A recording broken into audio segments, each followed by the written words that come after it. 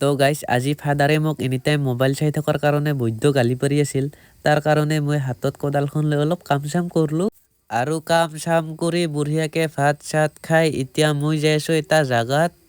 আৰু ৰাস্তাত এই বাইক উঠাই লৈ এতিয়া দুইজনে বঢ়িয়া পৰিৱেশৰ মাজে মাজে গৈ আছোঁ।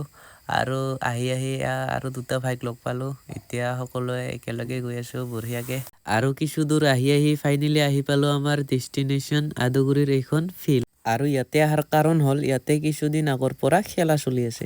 আৰু গাইজ বঢ়িয়াকে কিছু সময় পিছতে খেল আৰম্ভ হ'ল আৰু হালধীয়া জাৰ্চি পিন্ধাটো হ'ল আমি।